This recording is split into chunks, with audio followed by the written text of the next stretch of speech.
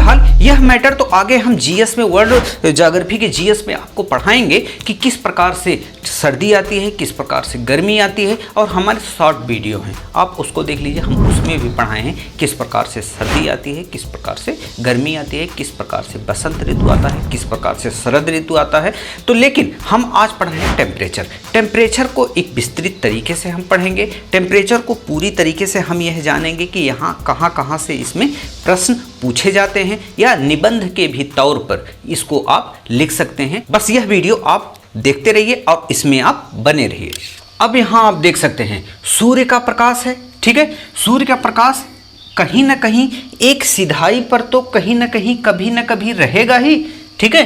तो यहाँ पर सिधाई पर ए वाले बिंदु पर, और पृथ्वी चूंकि किस तरीके से है, पृथ्वी हमारी गोल है, पृथ्वी गोल होने के नाते एक विशेष स्थान पर तो कर्व रहेगा ही। तो कहने का मतलब ए स्थान पर क्या हो गया, सूर्य का प्रकाश सीधा पड़ा, और बाकी जहां पर कर्व हुई पृथ्वी तो यहां पर क्या हो गया, सूर्य का प्रकाश तिरछा पड़ा। तो इसका मतलब क्या है, यहां पर सर्दियों का समय और यहां पर गर्मी का समय।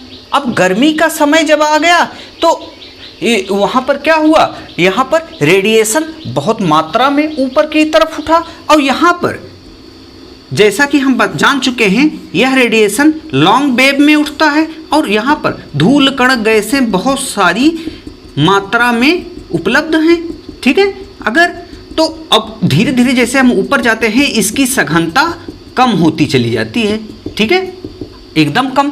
तो नीचे की तरफ पृथ्वी की सतह की तरफ धूल कण हैं, इसलिए वहां पर धूल कण चूंकि भारी हैं अपेक्षाकृत, इसलिए नीचे हैं, ऊपर की तरफ जाते जाते कम हो जाती है। मान लीजिए यह धूल कण ही है, अब इसी को मान लीजिए यह जलवाष्प है, जलवाष्प तो नीचे ही है, नीचे से जलवाष्प आए ऊपर कम। अब यहाँ पर गैसें हैं, गैसें भारी गैसें नीचे, ऊपर की तरफ कम भारी गैसें हमेशा ऊपर की तरफ है।